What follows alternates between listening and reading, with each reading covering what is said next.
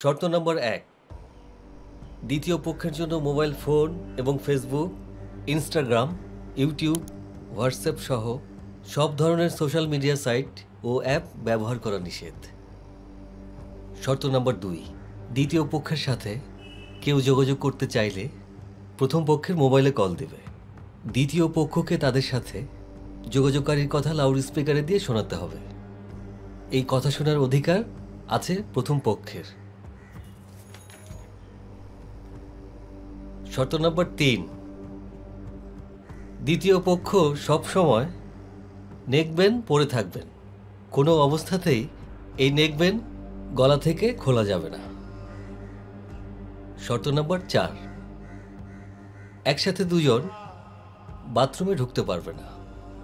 শর্ত নম্বর ৫, লিখে কমিউনিকেশন করতে হলে শুধুমাত্র নিজের শরীরের রক্ত দিয়ে করতে হবে, অন্য কোনোভাবে লিখে কমিউনিকেশন করা যাবে না। শর্ত নম্বর ৬, সাইন ল্যাঙ্গুয়েজ ব্যবহার করে কমিউনিকেশন করা যাবে। দ্বিতীয় পক্ষ প্রথম পক্ষকে এবং প্রথম পক্ষ দ্বিতীয় পক্ষকে কোনো রকম শারীরিক আঘাত করতে পারবে না। এটা ভালো হয়েছে, ক্লিয়ার করে দিয়েছে। শর্ত নম্বর ৭, বাজিতে জেতার জন্য প্রথম পক্ষ দ্বিতীয় পক্ষকে সরাসরি ব্ল্যাকমেল করতে পারবে না। শর্ত নম্বর ৮, দ্বিতীয় পক্ষের থাকা খাওয়ার সহ সকল প্রকার সুযোগ সুবিধা নিশ্চিত করার জন্য প্রথম পক্ষ বাধ্য থাকবে। শর্ত নম্বর ৯, দ্বিতীয় পক্ষের সমস্ত গতিবিধি সিসিটিভির আওতাভুক্ত থাকবে। শর্ত নম্বর ১০, দ্বিতীয় পক্ষ একা একা বাড়ির বাইরে যেতে পারবে না।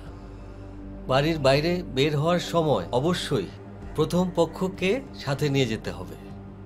শর্ত নম্বর ১১, প্রথম ২ মাস দ্বিতীয় পক্ষকে প্রতিদিন ৪ কেজি, এক একজনকে ২ কেজি করে খাবার খেতে হবে।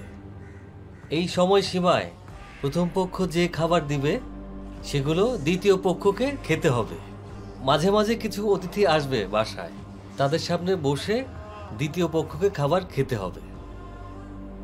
শর্ত নম্বর ১২, পঞ্চম মাসের প্রথম দিন থেকে ষষ্ঠ মাসের শেষ দিন পর্যন্ত দ্বিতীয় পক্ষ অয়ন ও রুবি একে অপরের সাথে দড়ি দিয়ে বাঁধা অবস্থায় থাকবে। দুইজনের কোমরে একটা ৮ ফুট লম্বা দড়ি বেঁধে দেওয়া হবে এবং নির্দিষ্ট সময়সীমা অতিক্রম হওয়ার আগে এই দড়ি খোলা যাবে না। শর্ত নম্বর ১৩, এই চুক্তিপত্রে উল্লেখিত বিষয় বাদে প্রথম পক্ষ দ্বিতীয় পক্ষকে দিয়ে জোর করে অন্য কোনো কাজ করাতে পারবে না। শর্ত নম্বর ১৪, প্রথম পক্ষের অনুমতি ছাড়া এই চুক্তিপত্রের শর্তগুলো অন্য কাউকে বলা যাবে না। তাহলে উকিল সাহেব কি মনে হচ্ছে? আমার কাছে মনে হচ্ছে ২-১টা অদ্ভুত শর্ত ছাড়া বাকি সবগুলো শর্তই আপনাদের পক্ষে যাচ্ছে। এখন সবগুলো শর্ত মেনে যদি পুরো বছর কথা না বলে থাকতে পারেন তাহলে ১০ কোটি টাকা আপনারা পেয়ে যেতে পারেন।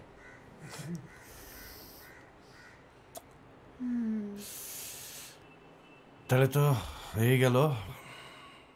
আচ্ছা মামা, তুমি যাও, আমি তোমার সাথে রাতে দেখা করবো। ঠিক আছে, আসিস তাহলে, এটা রাখতে। শোনো, তুমি এই ব্যাপারটা কাউকে জানাবে না, ঠিক আছে? যেভাবে বলছো ওইভাবে করবে। ওকে, আচ্ছা, আল্লাহ হাফেজ। জি, সালাম। ওয়ালাইকুম আসসালাম। আসি। শোন, অন্য সব শর্ত বাদ, প্রধান যে শর্তটা আছে এটা কেমনে মানবি তোরা? ১ বছর কথা না বলে কিভাবে থাকবি?